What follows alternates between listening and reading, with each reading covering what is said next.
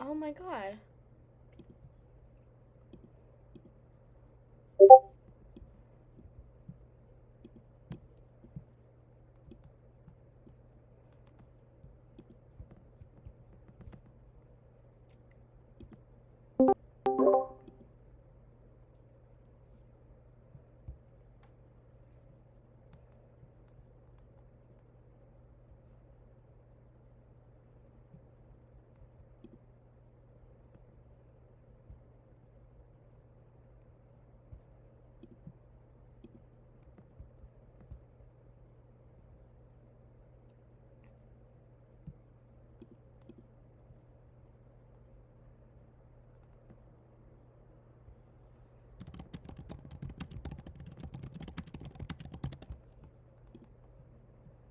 Alrighty, I for sure am recording this.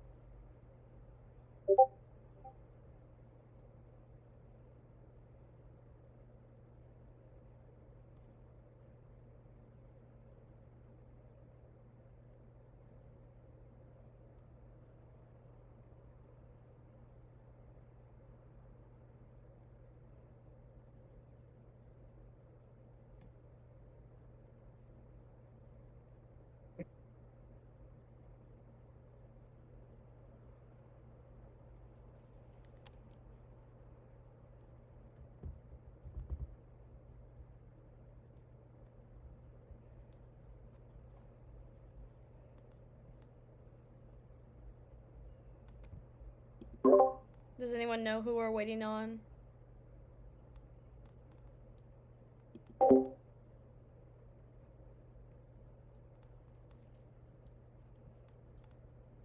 I don't even know who said it was going to be here or not.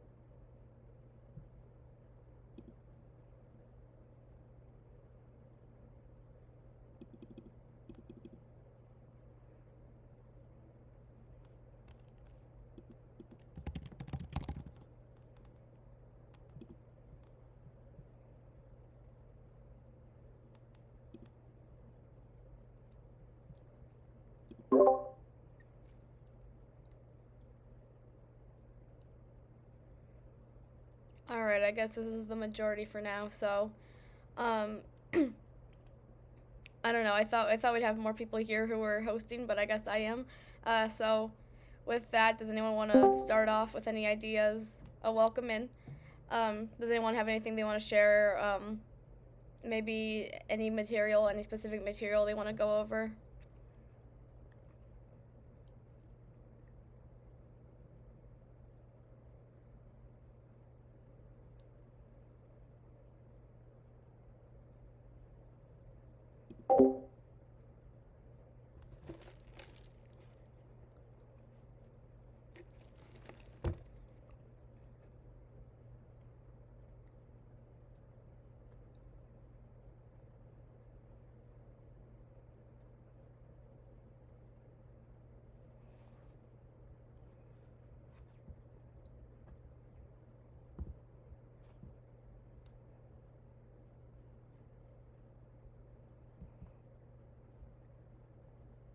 Actually, I do have a question. Could somebody, I know somebody posted it earlier, but I didn't have time to look at it.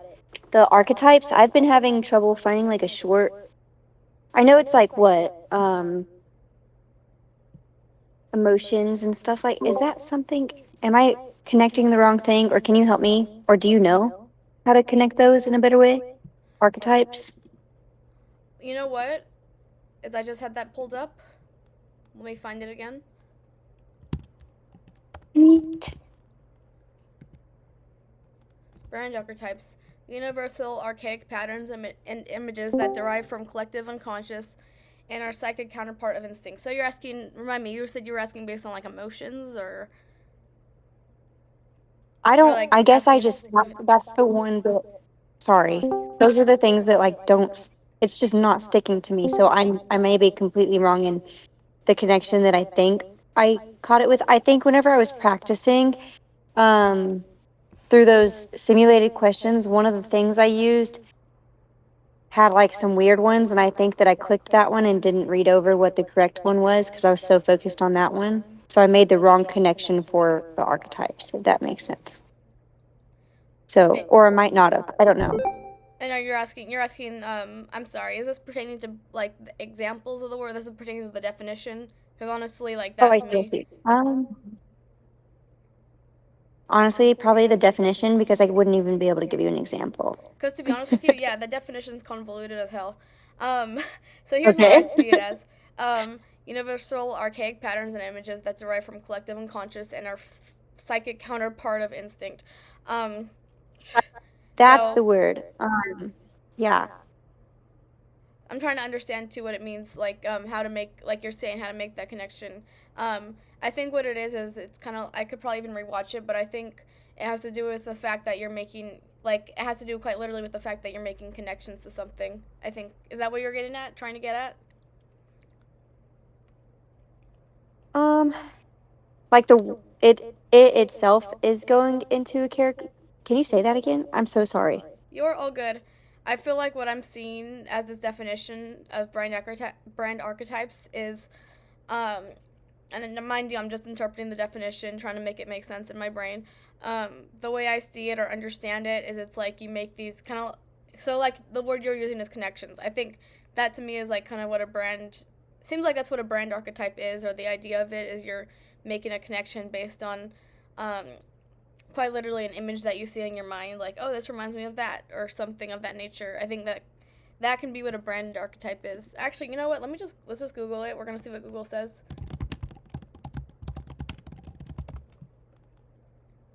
Okay, symbolic character. Yeah, so more or less, a symbolic character or persona used by a brand to define and express its unique identity, which honestly makes a lot more sense. And like you're saying with the word connect, it's a way to connect with customers on a deeper. Okay, okay, okay. I see. So I'm sorry. The connection you're trying to make was what?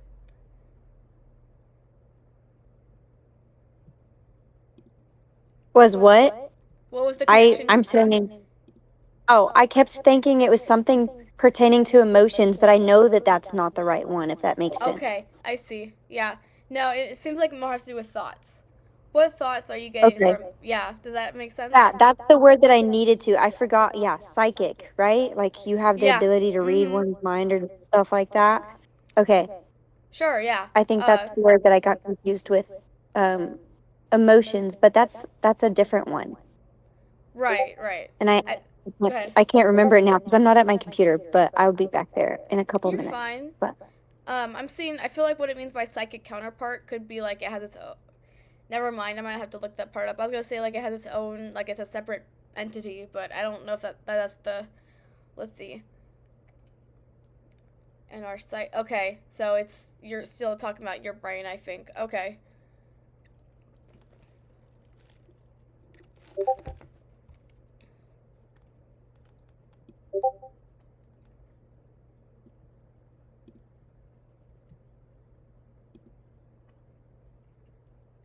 I'm going to reconnect in 2 seconds. No worries. Okay, I like. You know what? Someone. Oh, go ahead. I forgot she left. I'll wait till she's back to finish my thought.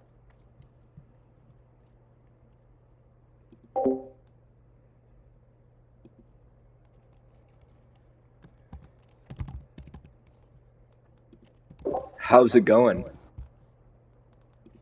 It's going I we already had someone ask about brand archetypes, which I honestly haven't even looked at. I think Sammy posted something which I think is interesting, important. I think, like she's saying, recurring patterns. We are making those connections. So like Shakespeare, Harry Potter. Okay, thank you.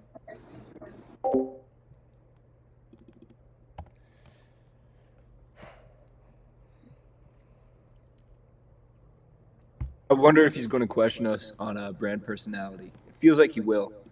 When it's like the example he gives is Nike tries to create a persona about athletic superiority, with Messi and athletes like that. I bet I he can puts see that on that. there.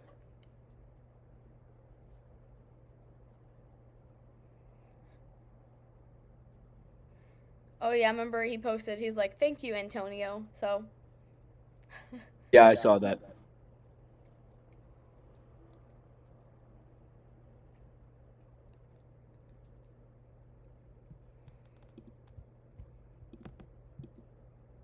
I admit I haven't been studying enough.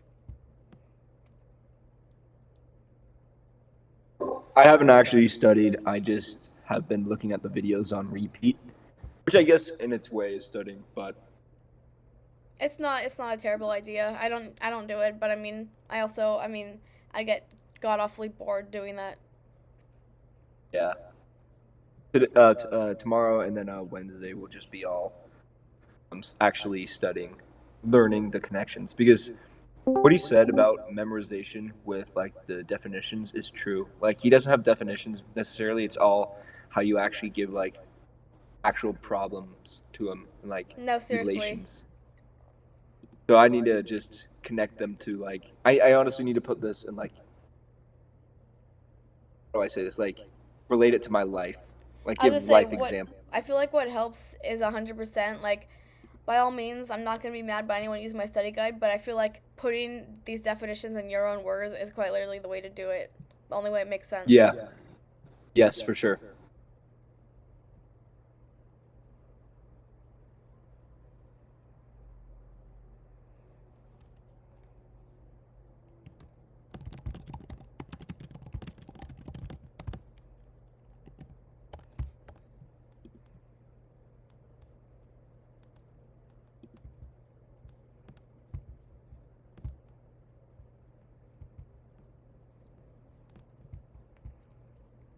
Okay, so I happen to be in resources, and I don't see a Quizlet yet on exam. Oh wait, Paige made some Quizlets on exam 3. So yes, Sammy.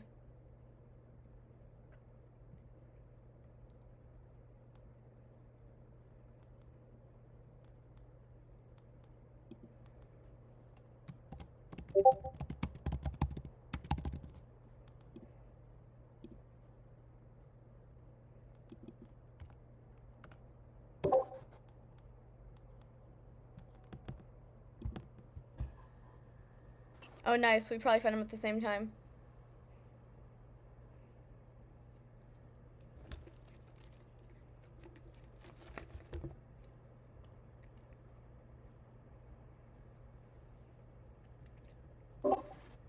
can't tell, but is the for the last two exams, are they all in order? Like, for example, 4.1, 4.2, 4.3, 4.4, 4.5.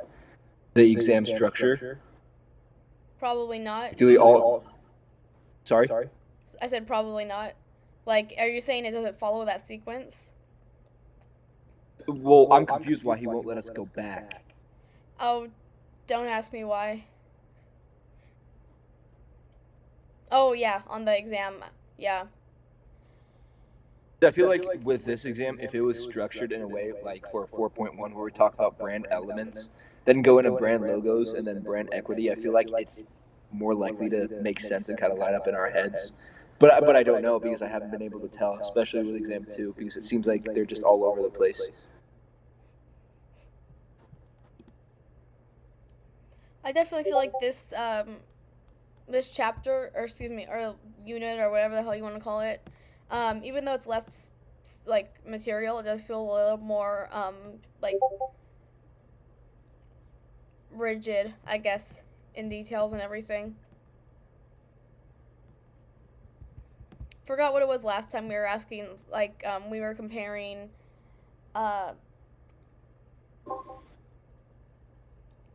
forgot what the words we were talking about. It was like, one was like, oh, the characteristics of a business or a firm, and then it was, and then the dimensions, something of that nature. Yeah. I feel like, yeah, you're right, rigid. They feel more strict, kind of. This whole module 5 and module 4, but they seem it seems easier to me than all the others, especially module 4 with like all the brand stuff. Good. I feel like I'm gonna need to memorize a lot of, like, right now I need to study a lot of the models.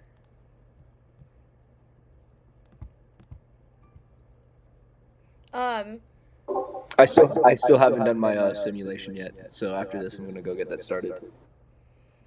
I think what's important too, I don't know for sure that this is even going to be on the exam, but I did post something in the chat. It's the product life cycle, and I think it's kind of interesting how you look at sales and profits. They follow a similar pattern, but then one starts decreasing sooner than the other, yada yada. But I think the big thing there is going to be like the break-even point.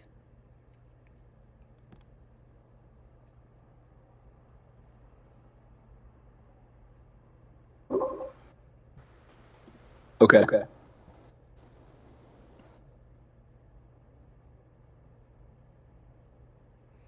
Does anyone else want to start with any questions or anything like that?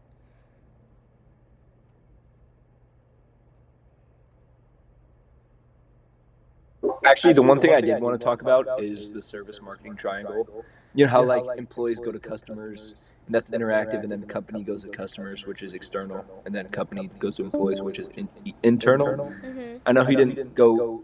I know he didn't go much into that. But do you think he will? Well, I can't really ask you, but do you think that he would rather? Because I can't tell from this guy, but do you think because he specifies making promises, keeping promises, and then facilitating the promises with all three of those, but then he also mentions them being interactive, external, and internal. Do you think he'll go more into that promises aspect or the internal and external type of thing? I could not even guess, to be honest with you. I would just say memorize it. That's probably what I'm going to try and do myself. Make it make sense in my brain and make it so that I can maybe not memorize it verbatim, but so I can make it make sense, you know? Let's see, internal market.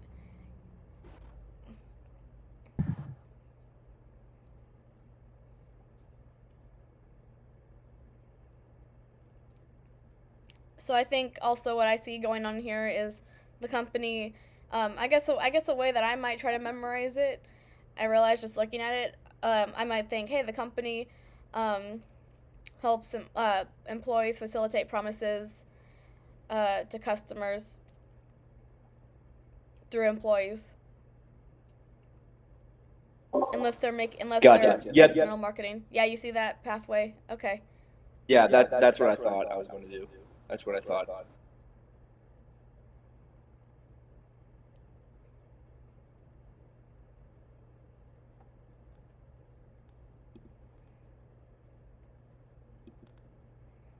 Oh yeah, you know what? Is I realize I was about to say this is completely optional, but I realized too a lot of the people here were not present during the first study session. I think the only person I remember here from last study session is Jeremy.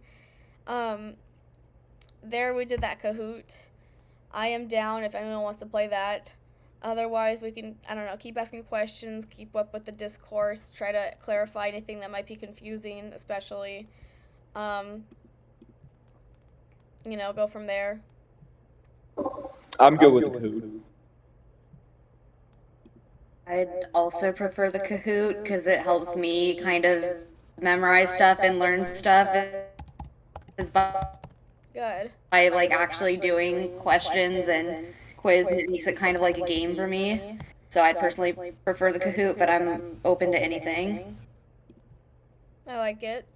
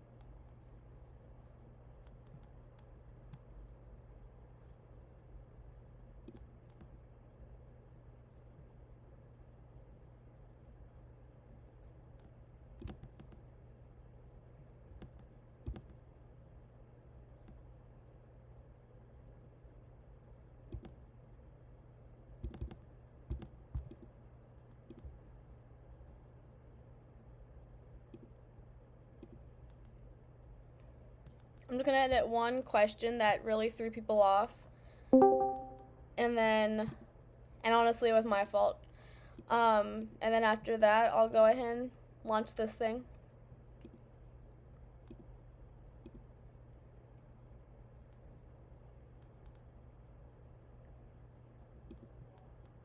Jesus Christ.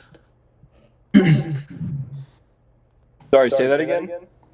Oh, no worries. Me? Um, So, last time on the Kahoot, Maddie, for the basic, what is it? BAV, the value? Brand as There was evaluator. Yes, there was a typo. It said multiple for the formula. I think it was supposed to say multiply. I'll double check that. Yeah, because that caught me up last time when we were doing it. I was like, that's not the right word.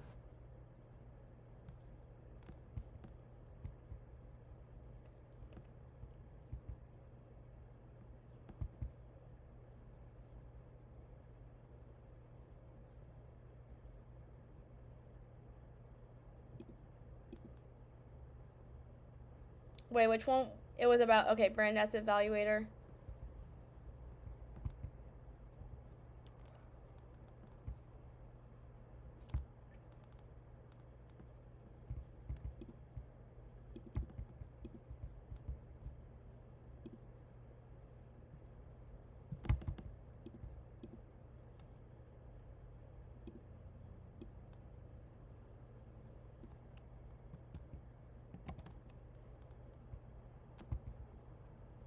Thank you. Yep, you're right.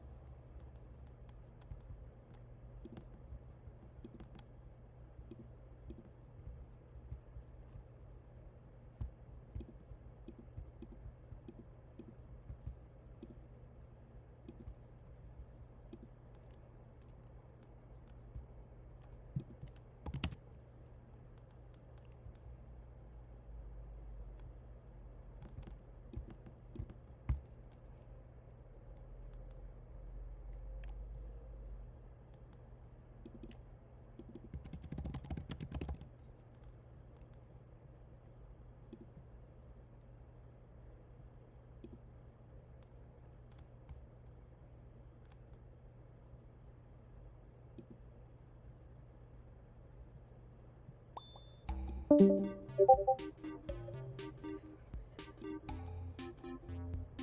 right, let me go ahead and project this.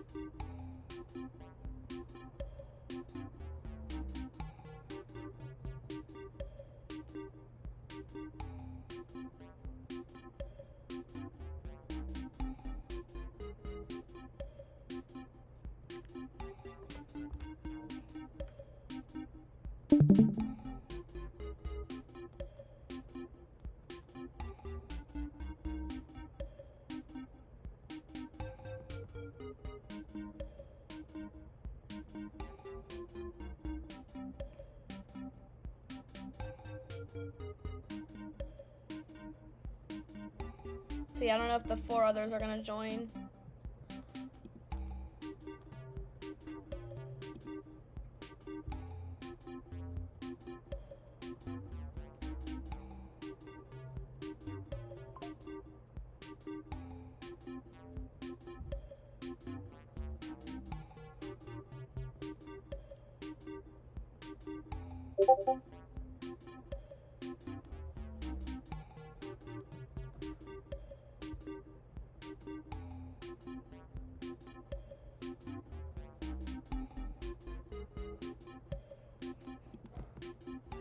I love that. I know the reference.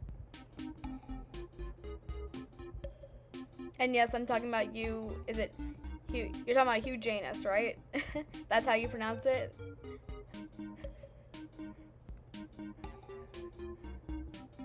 That's crazy.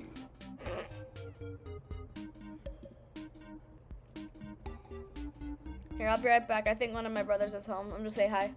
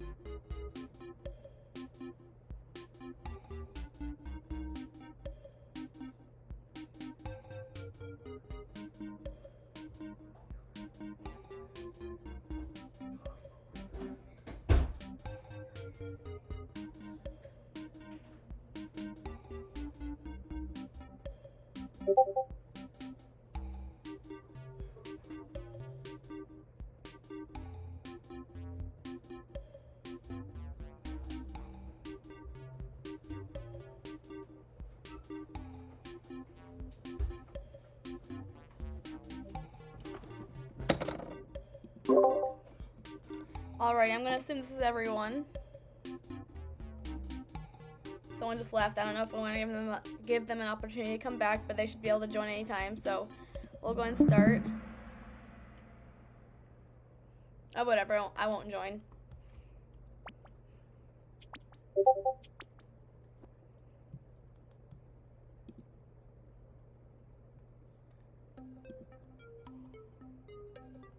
You can't hear me right now, Paige?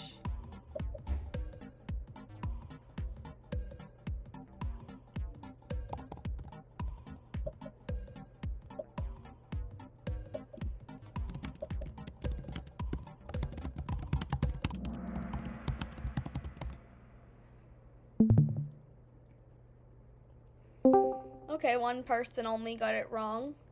Does anyone want to explain this one or go over it? If whoever got it wrong, if you're willing to share, do you want to maybe try to figure out why you got it wrong or how it's helped you out? Although, you know what I will say about this, putting this differentiation entity from its competitors, putting attribute, that's not entirely false. However, so it'll differentiate a product is more so what an attribute will do. It'll help differentiate a product from competitors, whereas the brand is the entity itself at large. Does that make sense? All right, moving on. Unless anyone has any questions. Oh, perfect. Paige can hear me now.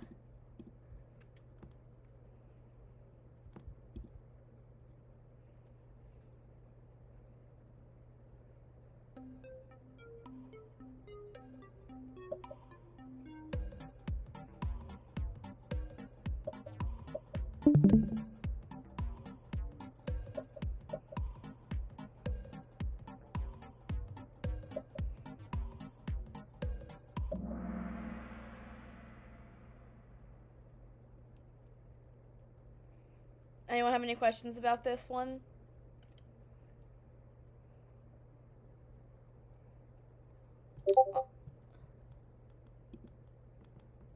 Okay. Anyone else, though? Feel free to mic up or say so in the chat. But anyways, yes, when a brand becomes a category, it becomes a master brand. Think it becomes the master of its category. It's the brand, I guess you could call it, the master. If it makes sense to when you use it in a sentence, it becomes it is the master brand.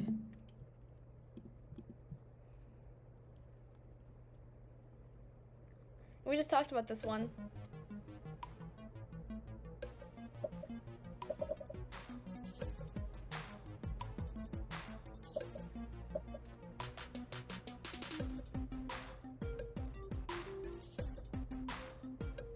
I'll be ashamed if I get this wrong again.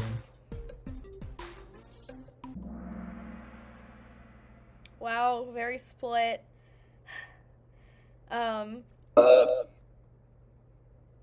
What? Yeah, very split. Does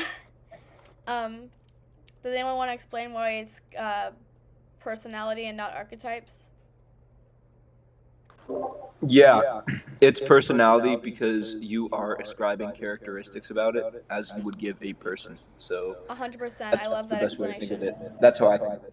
I 100% agree with that, and it's the only way that makes sense. Anyone else have any questions or thoughts? And I'm sorry, whoever that was, I want to shout you out, but I think I missed whoever was talking. It was me, Thomas. All right, Thomas. Thank you for sharing. Anyone else? I'm locked in. Good. That's what we like to hear. All right, moving on.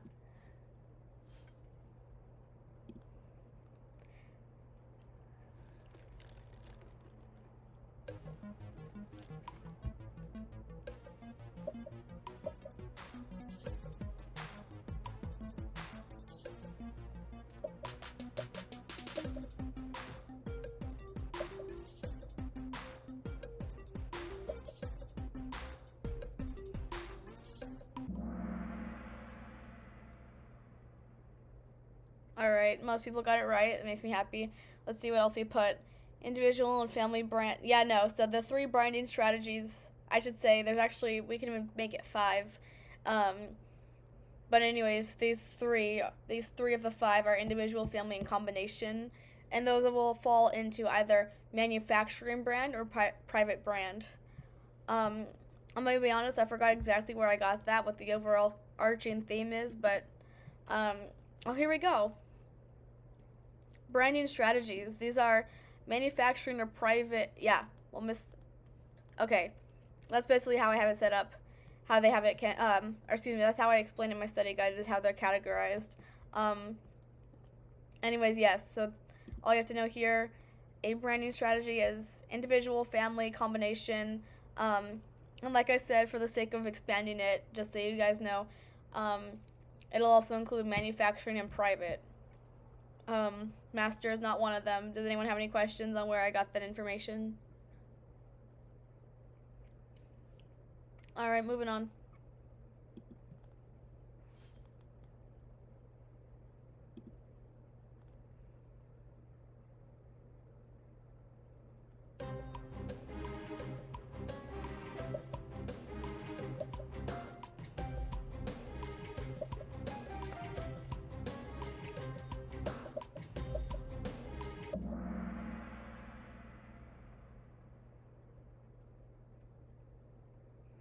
Oh yeah, so the 3 levels: core, actual, augmented. Core is like, this is the need that it most, I want to say the need that it most satisfies, or like what you really need it, part of what you need it for.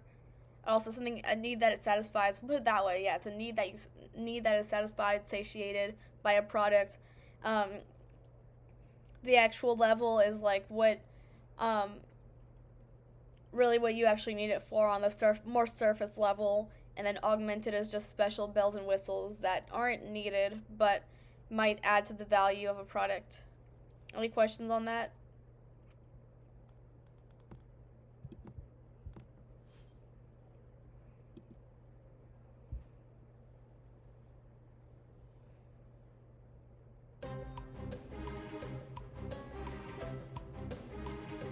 Uh-oh, delayed answers.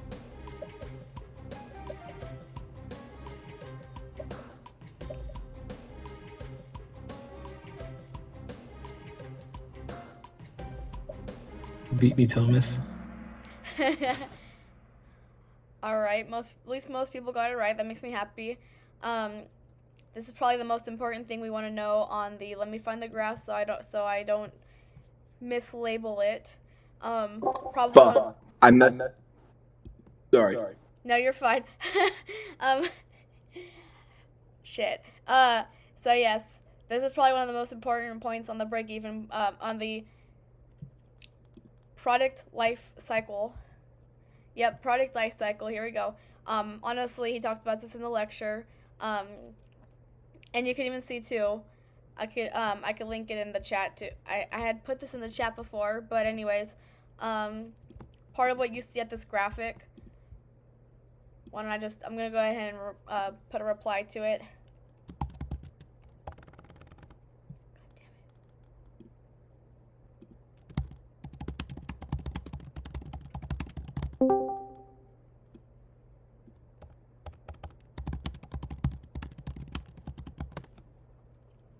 So on this graph right here, what I think is interesting is it even shows you. Who knows if we're gonna see this graphic on the exam? I really don't know, but anyways, you see the how the profits line will intersect between introductory and growth. So then you see that quite literally break even point at $0. Anyways, that's where I got that information, just for anyone who's curious. All right, moving on, unless someone has any questions.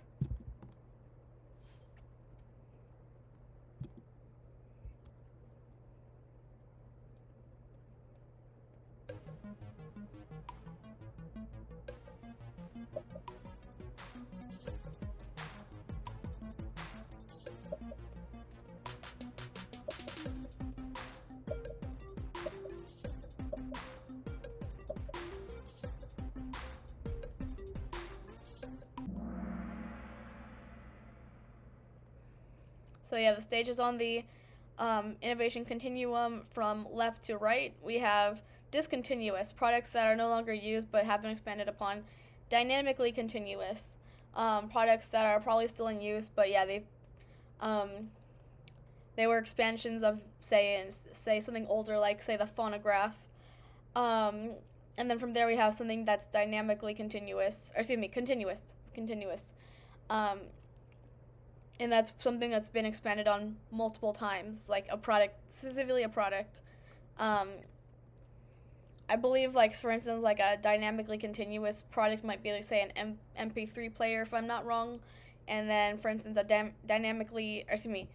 continuous product might be a new smartphone, more or less. Anyone have any questions on that?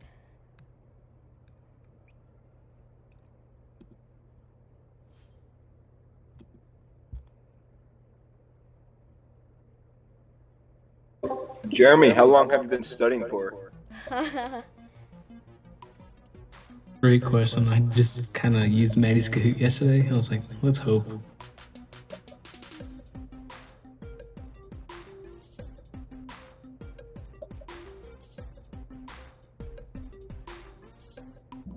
Wow, a couple people didn't answer this one. I don't know if we're just missing people or they just chose not to My answer. Wi-Fi didn't load. Yikes. So what you can do is you can kind of refresh the page. I've done it on my phone plenty of times and somehow caught up to the game. For those of you who didn't see this, I don't know how many of you that was. The question is, what is it called when you sell a good to a market? And the answer is commercialization. I'm gonna be honest, I forgot exactly where I got this information, but these other things that you see on the screen, business analysis, idea screening, idea generation, are also on the study guide. I just put those answers there to throw people off a little bit. Have some Kahoot answers that are lies, you know. Anyways, I'm gonna find where I found that, or I'm gonna try and find where I found that.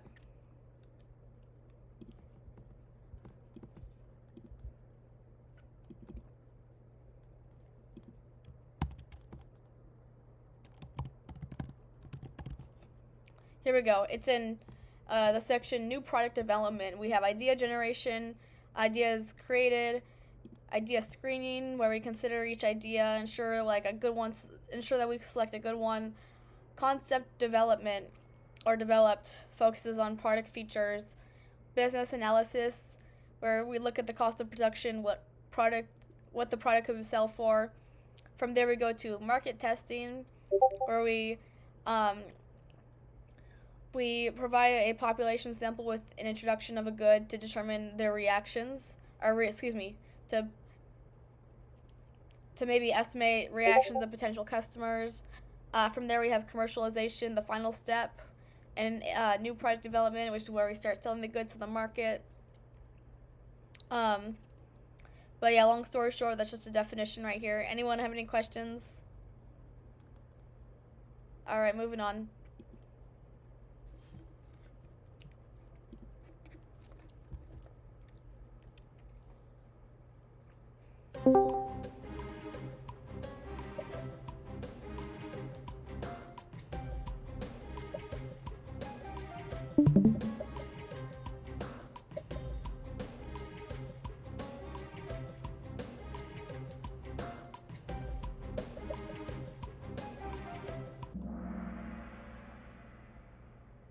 Alright, looks like most people got this one right, which makes me happy, of course.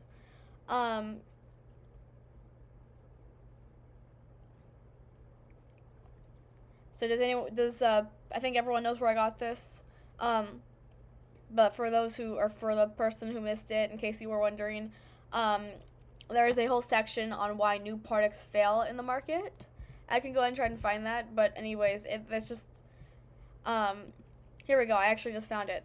New product failure. So here's the list of things on this list. Product has no benefits, incompatible with customer needs, overestimation of market size, incorrect positioning, the price is too low or high, inadequate distribution, poor promotion, or it's inferior to other products. So yeah, it's a lot, but if it sounds positive, like compatible with customer needs, that's definitely not a reason why. Anyone have any questions?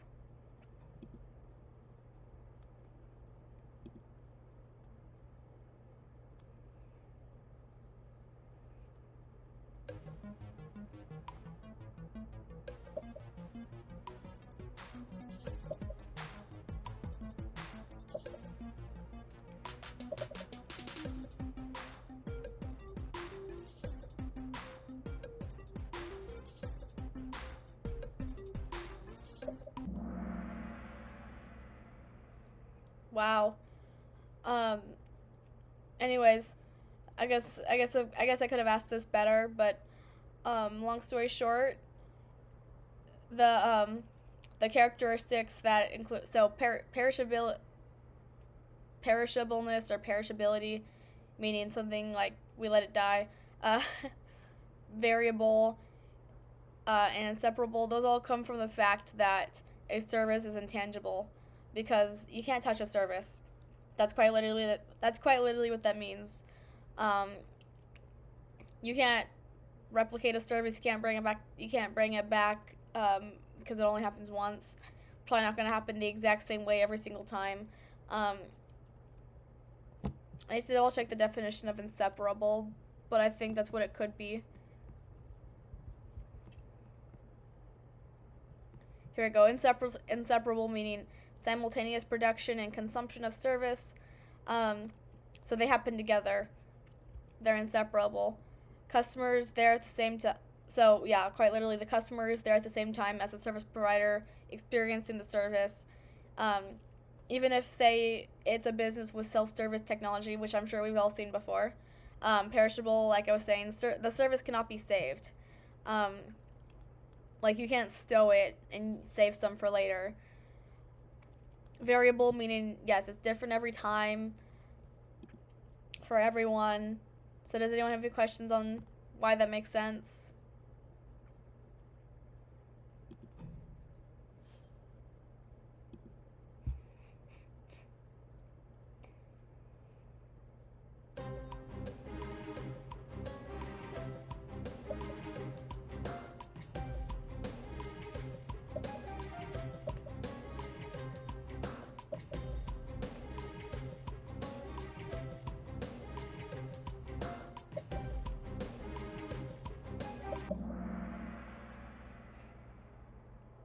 All right, I knew this one would. I knew there would be at least one person who got this wrong, because I know why this is tricky. The service quality dimensions, yes, so reliability, responsiveness, and empathy. Intangibility is a characteristic. So yeah, we talked about this last time. Actually, we did the same Kahoot. Intangibility is actually a characteristic of a service, not a quality dimension of a service. So yeah, there's just slight difference in how it's defined or how it makes sense. The other three do count as the other three are the service quality dimensions. Reliability, you can count on that service. Responsiveness, they're gonna respond to you in a timely manner. Empathy, they're caring. Anyone have any questions on that?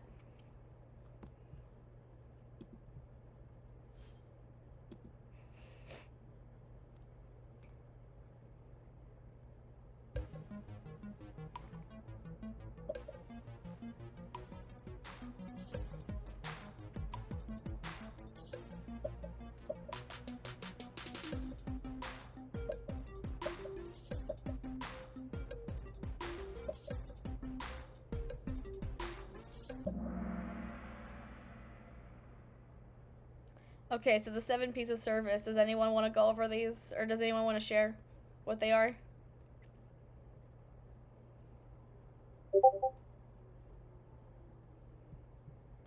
No worries. Thanks for showing up.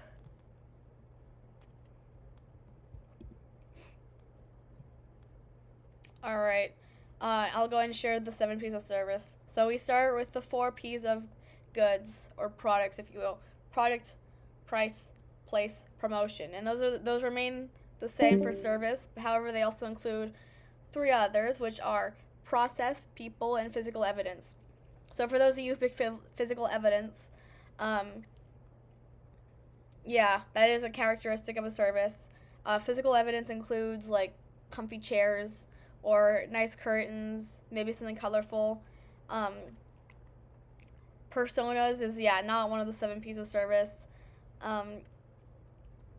Sure, yeah, in the real world, I work in customer service, so I know that, yes, we put on a persona, but that is, yeah, I guess it's not one of the 7 P's of ethical service is what I'll say.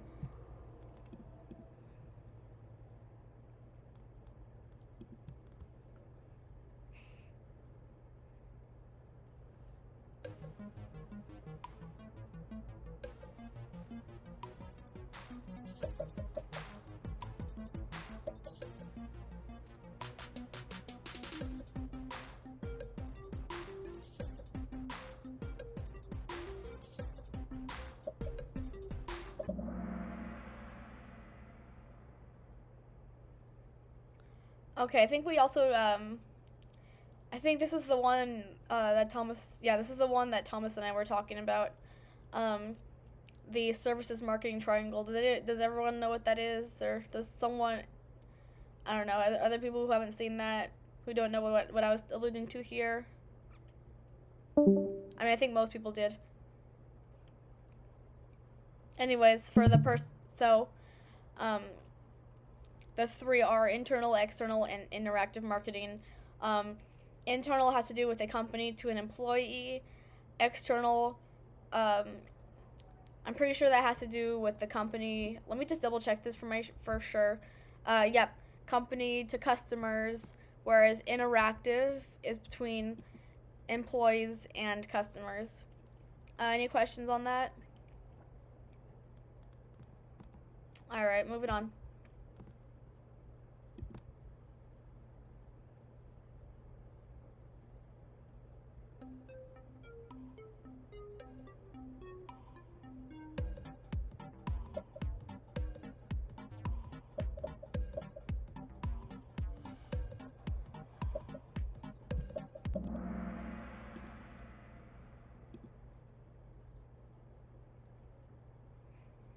Okay, for those who got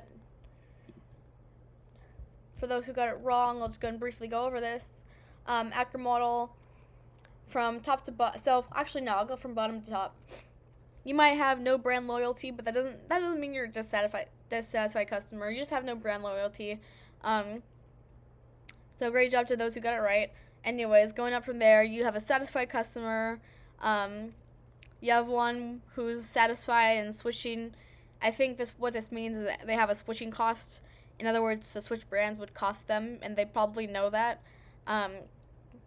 Going up from there, you have a customer who values the brand. They might see it as a friend, which is honestly kind of crazy. From there, they are completely, wholeheartedly devoted to the brand.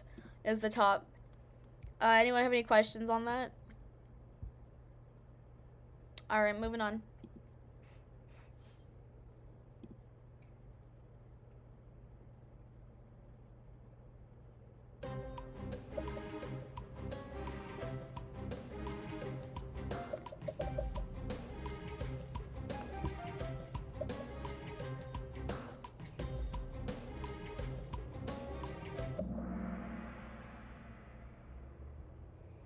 All right, brand strength percentages add up to 100. Yes, they do. Great job.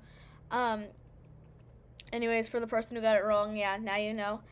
I got this from the Interbrands brand equity formula graphic that the prof posted. Briefly go over it. One of the takeaways is that brand earnings, which I don't have posted here obviously on the Kahoot, but brand earnings are going to be quantitative and they're objective. Brand strength is subjective and is qualitative, but yeah, you might still consider it as a percentage as opposed to brand earnings, which are gonna have a quantity linked to them. Anyways, moving on from there.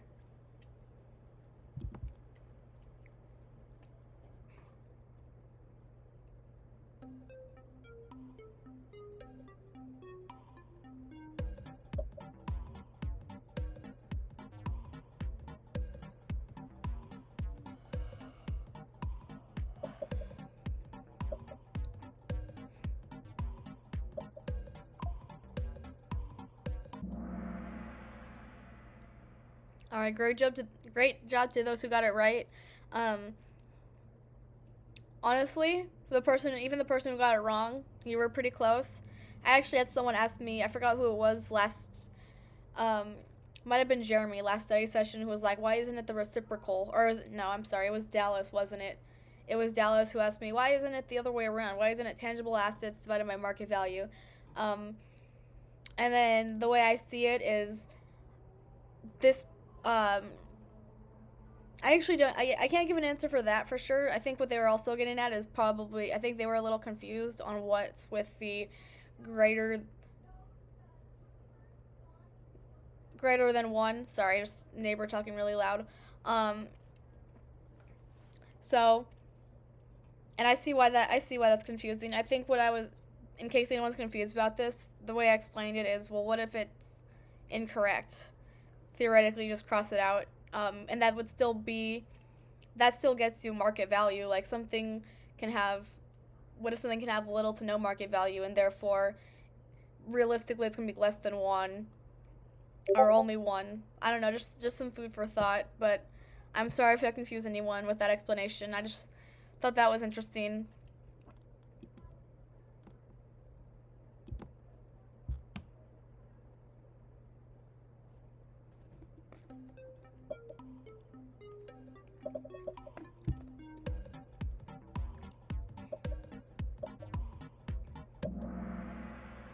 Yay, everyone got this one right.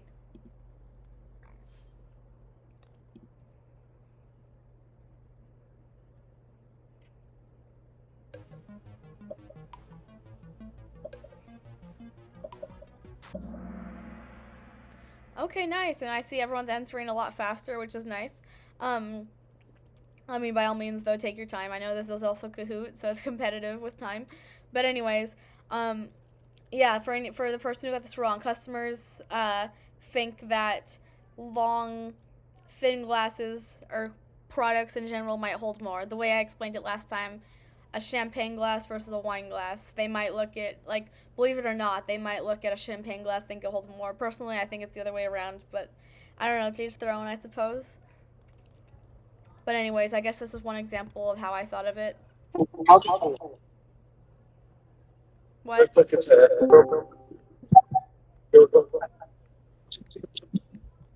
Marsha, this is Tom. This is my manager. My buddy. Alan. Yeah, you start going on. Leah, you guys want to go start warming up? He said no. I know. Drea, are you, I know. or I can mute you.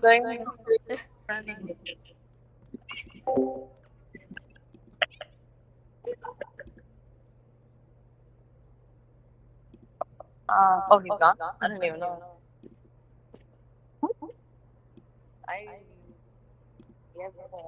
I asked him at the end. Said, Alright, going on.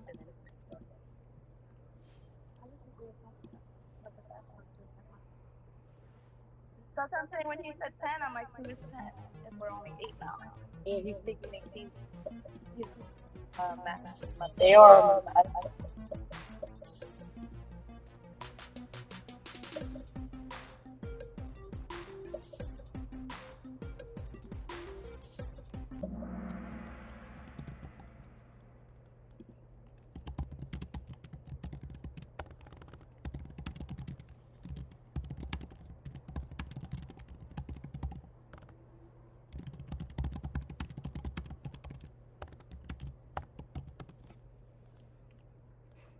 Anyways, sorry.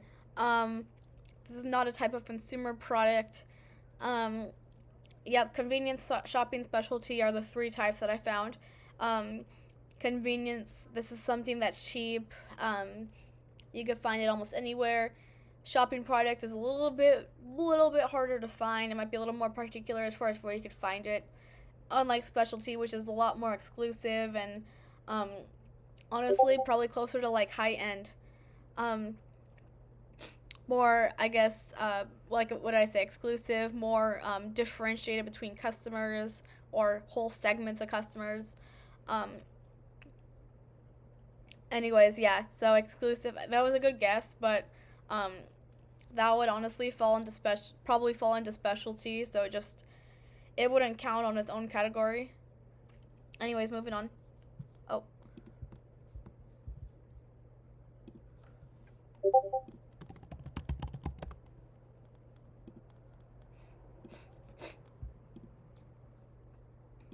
We played the good thing is the boys kind of go into the game already, like, yeah, like they're not, you guys.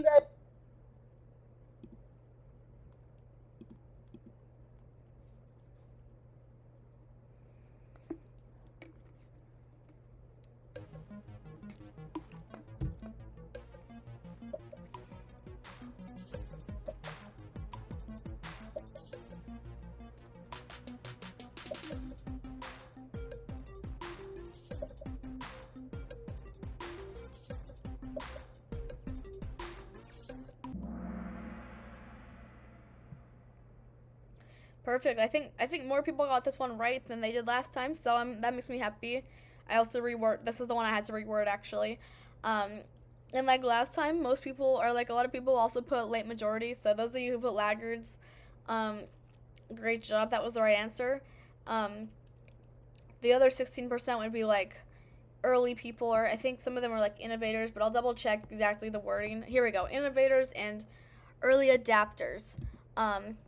That's the initial 16% you see on the let me find this graph, on the adoption categories model. Adoption categories meaning like these are the types of people who um, adopt a product and when, um, and yeah, laggards, that's that last 16% you see on the graph. um, so yeah, late majority is composed of about, let me find that exact percentage. It's more along the lines of 34%, so or then over double that. But anyways, that's just a little piece of knowledge. I don't know that you have to know the whole graph or how closely you have to know it, but just a little bit of information as far as how I got that answer. Anyone have any questions? All right, moving on.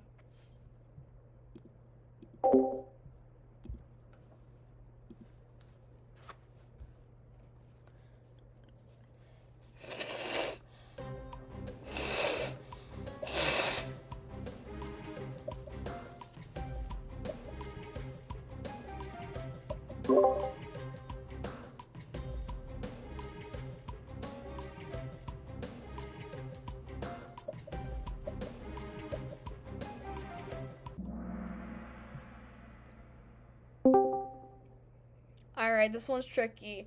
Sales heavily decline during the decline stage in the product life cycle. Profit, on the other hand, that starts during maturity. Um, those lines on the graph. They follow a very similar pattern, but profit will consistently stay under the sales line. So that's kind of, I guess, that's one way to think of it. Um, Sales are to further expand on that thought. Sales will last longer, um, or I should say, the sales making in and of itself will last longer. Therefore, that's how you know the sales line is going to last longer. Profit, on the other hand, um, it's always going to stay under that because profit, after you have to take away expenses and everything. Um, my accounting and economics and whatever are a little fuzzy, but if you think about it too, it makes sense that profit wouldn't um, peak in the way that sales does. But anyways, that's just how I think of it.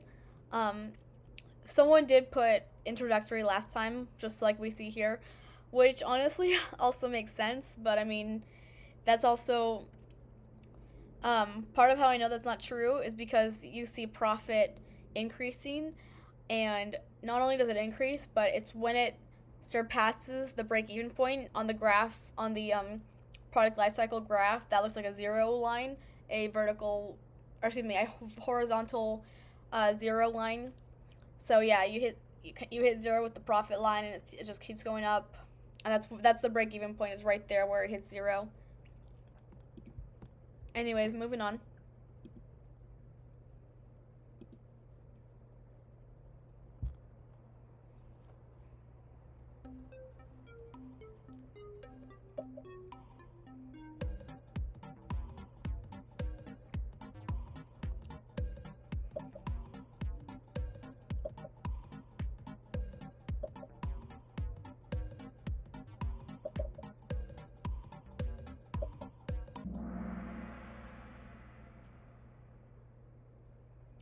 Okay, so the disconfirmation paradigm.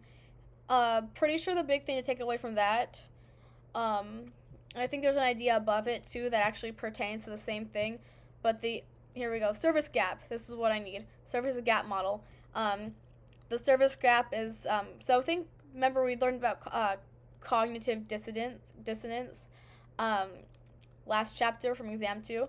Anyways, the service gap is very similar to that, and I'll get into this confirmation paradigm in a minute, but service gap, you have a different idea as far as what you want a service to, I should say, the consumer has a different idea than the service provider as far as what a service looks like. That's what that means, the service gap.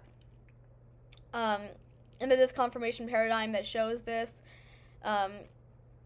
where where a customer's expectations might exceed performance, or rather how a service is performed, which is indicated by the word performance there.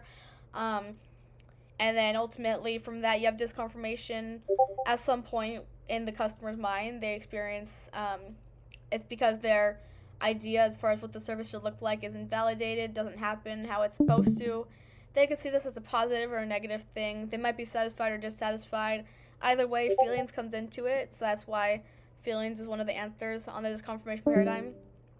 A person's feelings factors into whether or not they're satisfied or dissatisfied about that service, even though they might not have had the idea, or it might not have been conducted the way that they expected it to. Any questions? All right, we're moving forward.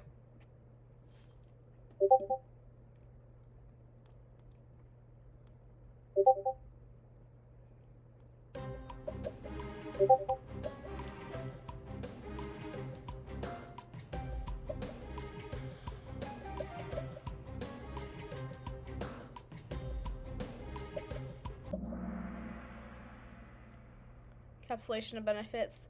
Okay, so the way I see this, so for the person who got it wrong, just a brief explanation. Benefit concept describes the encapsulation of benefits in customers' minds. True, the way I think of it, and this is basically verbatim how it's described in the lecture. Encapsulation of benefits in customers' minds. I know that's not a fun definition. The way I remember it, the way I put it into my own words, it's the concept of the benefit in the customer's mind. I just quite literally changed that word right there, encapsulation. It's a little bit of a doozy compared to concept. Someone's sharing. You don't have to say that. You have to say, hey, I got it wrong. But, oh, you're so funny, Jeremy. Do you know why you got it wrong? Like, do you remember my explanation, or do you want me to keep explaining?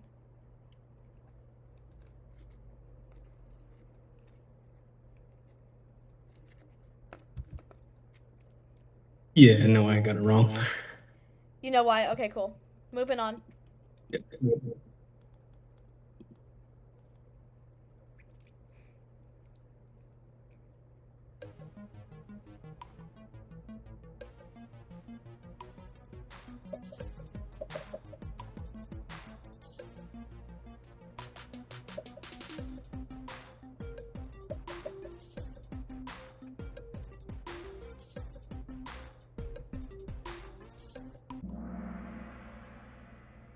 It's funny, we talked about this one last time too. Economy, I'm gonna assume the reason why people put economy is because they don't know what that means, and trust me, I had to look this up last time when we had this Kahoot.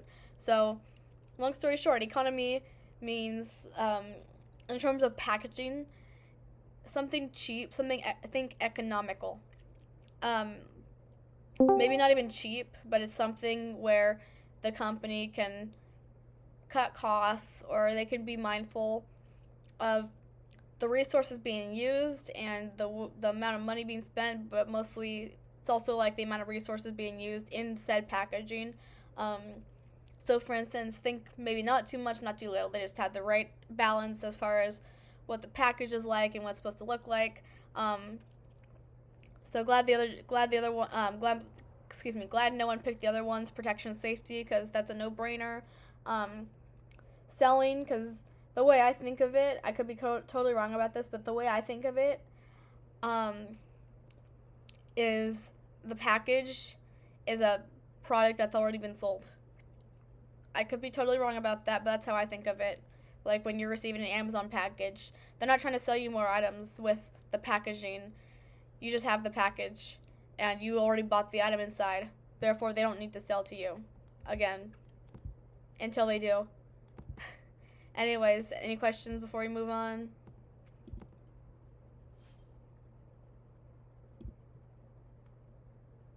Almost done.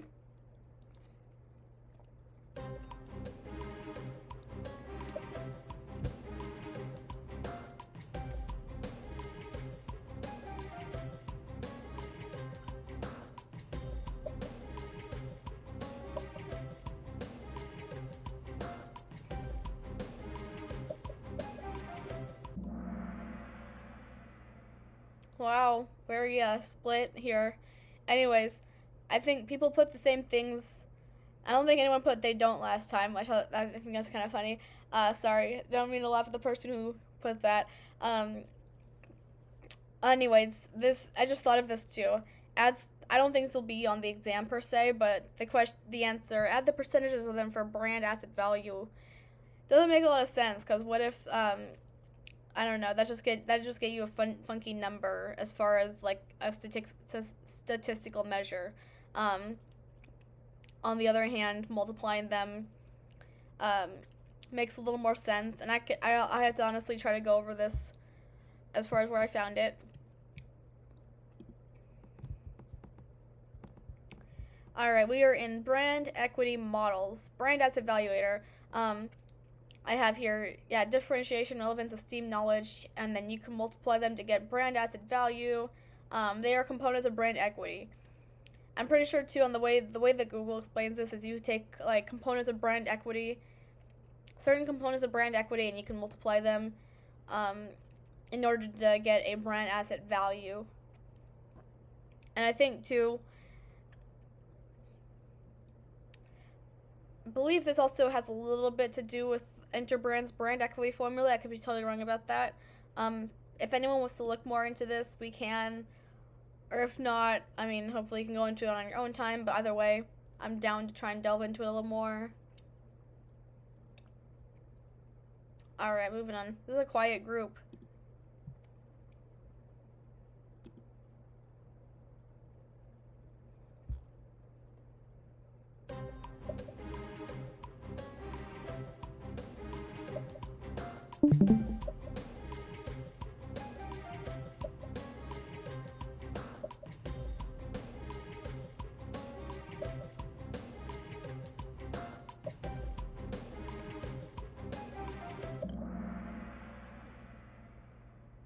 Alright,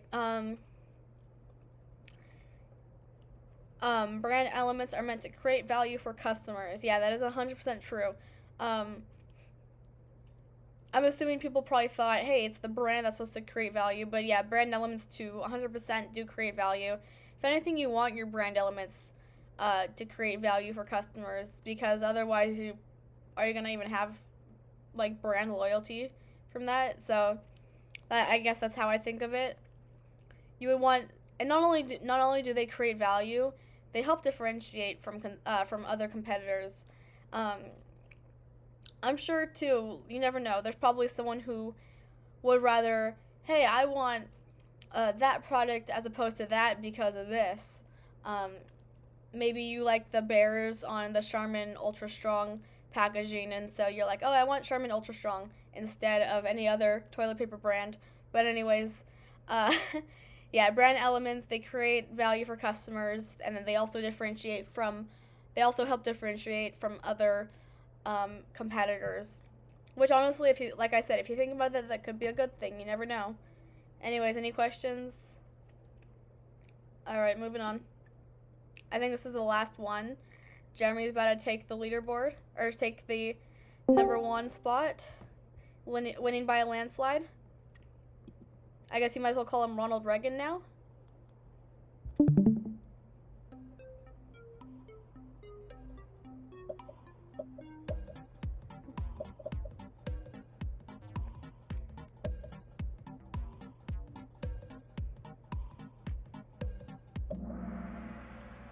Wow. Anyways, does anyone want to tell me why, not just why this is wrong, but since we know that services don't have a tangible augmented level, either you can tell me why, or does anyone know why, or what the correct word would have been here? What has a tangible or augmented level? Alright, I'll go and spoil it. It's goods. Goods have a tangible or / augmented level. A good you can touch. A service you cannot touch. We talked about this earlier. I'm not trying to shame anyone who got it wrong. Just want to emphasize that. Services, you cannot touch them. They're intangible. That is part of what makes them so valuable, is the fact that you can't touch. Yeah, so like that's also why a service might be a little more costly than a good. A good you can save, a good you can duplicate. Goods can be mass produced. Services are not like that. Services are completely different than a good, through and through. And think about it. Yeah, people make goods, but at the same time, people also conduct services. You're paying someone for the act, as opposed to, oh yeah, let me just put money on, like, let me just pay whatever this is worth. But yeah, services are worth so much more because for so many reasons. Like I said, you can't duplicate them. You pay for reliability. You pay for variety and responsiveness. You pay them to respond. Anyways, any last minute questions? No worries. Take care, Paige. Thanks for joining.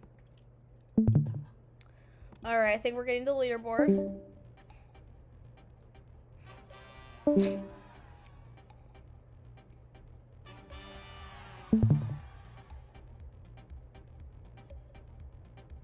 Wonder who that is. Oh, surprise.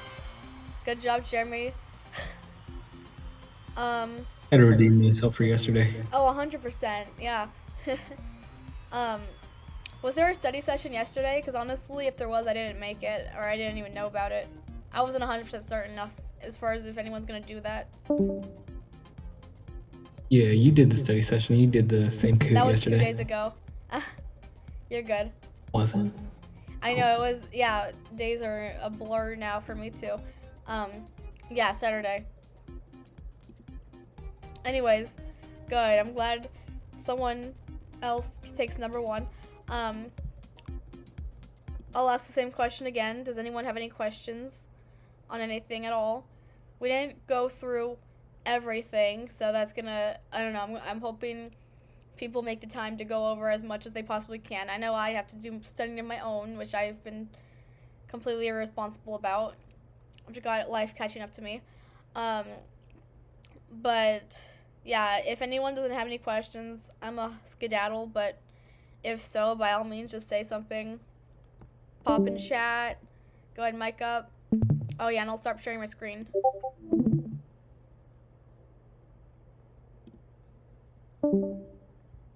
Yeah, you got it. Alright, with that, I'm out. Everyone take care.